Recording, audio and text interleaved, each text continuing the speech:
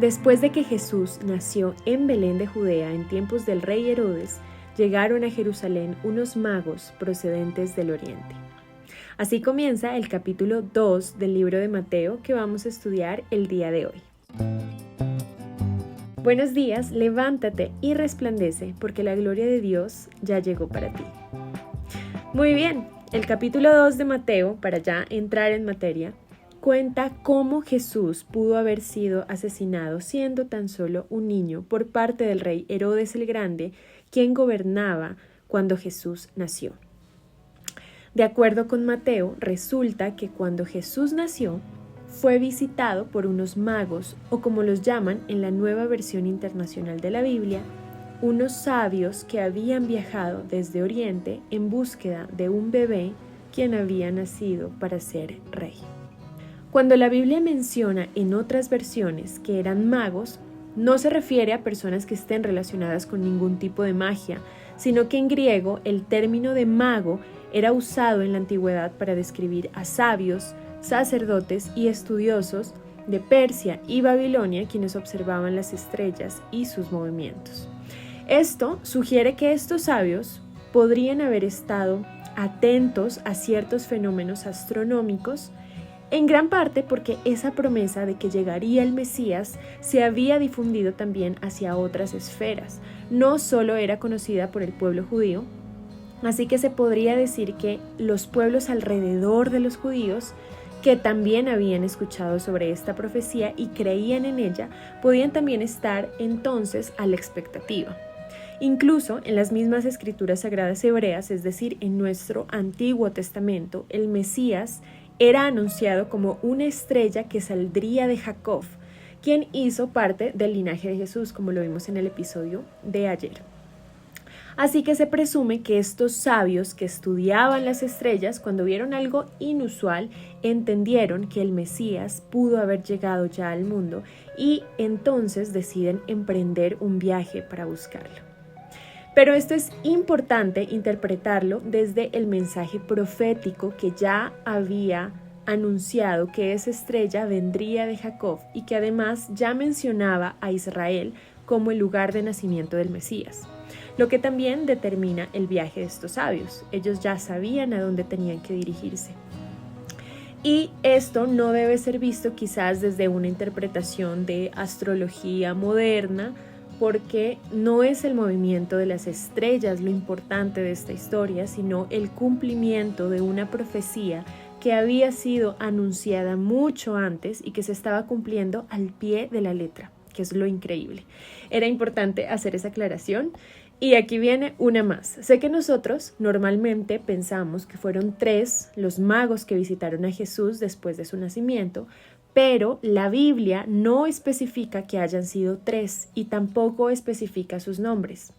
La Biblia cristiana, católica, tradicional no menciona como tal que sus nombres hayan sido Melchor, Gaspar y Baltasar, como culturalmente los conocemos.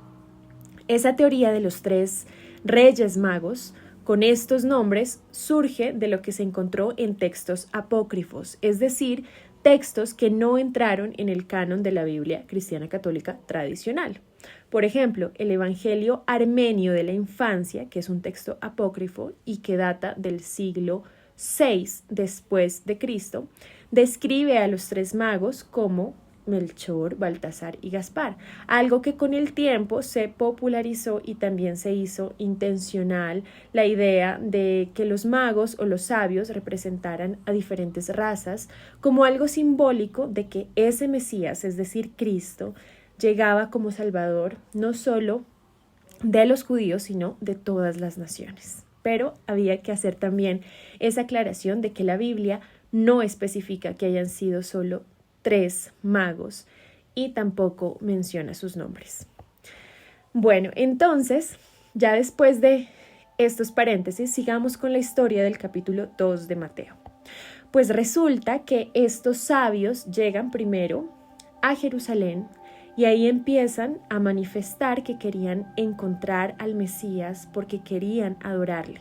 Recordemos que estos sabios venían de otros pueblos, de otras naciones, es decir que aunque ya sabían que tenían que dirigirse hasta Belén, porque así lo decían las profecías, es lógico pensar que ellos, en su posición de extranjeros, pudieron entrar por Jerusalén preguntando indicaciones, tal cual lo haría cualquier persona si estuviera en un país distinto al de él. Como lo decíamos anteriormente, los magos ya conocían que Belén había sido el lugar de nacimiento del Salvador, porque así estaba escrito en las profecías de Miqueas, y ellos conocían muy bien estas escrituras. Lo que pasa es que ellos empiezan a generar un ruido, por decirle así, a través de sus preguntas o de lo que pudieron llegar a decir a Jerusalén. Y los entiendo porque este tenía que ser para ellos un viaje muy emocionante. Para ellos significaba estar vivos en un momento en el que la profecía más grande estaba cumpliéndose. Y es precisamente ese, entre comillas, alboroto que ellos hacen lo que llega a oídos del rey Herodes el Grande. Y esto causa en él una gran preocupación. Dice la Biblia que Herodes se turbó y con él toda Jerusalén. Esto para él significaba una amenaza para su reinado, porque su pueblo, que aún no se enteraba que había nacido su Salvador, que era descrito como un rey, podían pues empezar a buscarlo. Y entonces Herodes muy astutamente llama personalmente y en secreto a estos sabios o estos magos y les dice que por favor cuando encuentren a ese bebé se lo informen, porque supuestamente él también quería adorarle, pero era una mentira porque lo que él realmente quería pues era eliminarlo. Y de aquí se puede interpretar que Herodes, a pesar de ser judío, no tenía mucho conocimiento de las profecías relacionadas con el Mesías. Y es por eso que llama a los sabios para consultarles el lugar de su nacimiento, a lo que ellos, que sí las conocían, le responden que efectivamente sería Belén. Después, los sabios llegan finalmente a la casa en la que está José y María con su bebé recién nacido, y en Mateo sí se documenta que les llegan con 3 regalos: oro, incienso y mirra. Es decir, que estos sabios sí tenían un deseo genuino de conocerlo, porque dice la Biblia que sintieron mucho gozo al verlo. Y después de su visita, ellos son advertidos por Dios mediante sueños que no vuelvan por el mismo camino. Así que ellos, obedeciendo a esta advertencia, regresan a sus pueblos por otro lado, y así Dios evita que se vuelvan a encontrar con Herodes. Herodes entonces se queda sin informantes, pero no se iba a quedar con los brazos cruzados. Y entonces, después de la partida de los magos, un ángel se le aparece a José en sueños y le advierte que Herodes planea matar a Jesús, y le indica que con María deben tomar al niño y huir hasta Egipto, donde deben quedarse hasta que el peligro pase. José y María obedecen de inmediato y esa misma noche llevan a Jesús a Egipto. Esta huida cumple además con otra profecía, esta vez del profeta Oseas, que decía: de Egipto llamé a mi hijo.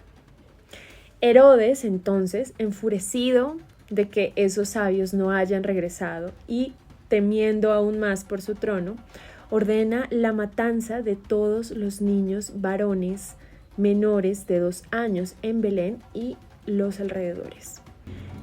Este acto tremendamente brutal cumple con otra profecía, que es la del profeta Jeremías, quien había mencionado el llanto por los niños que mueren. Aunque la Biblia no menciona cuánto tiempo permanecieron José, María y Jesús en Egipto, se cree que fue por un periodo relativamente corto, porque Herodes muere aproximadamente en el año 4 antes de Cristo y Jesús nació aproximadamente entre el año 6 y el año 4 antes de Cristo. Y recordemos que los años antes de Cristo se cuentan hacia atrás. Entonces se dice que Jesús con María y José permanecieron en Egipto aproximadamente por 1 o 2 años. Después de esta muerte de Herodes, un ángel nuevamente se le revela en sueños a José, que estaba en ese entonces en Egipto, y le dice que ya es seguro regresar a Israel, porque quienes querían matar a Jesús ya han muerto.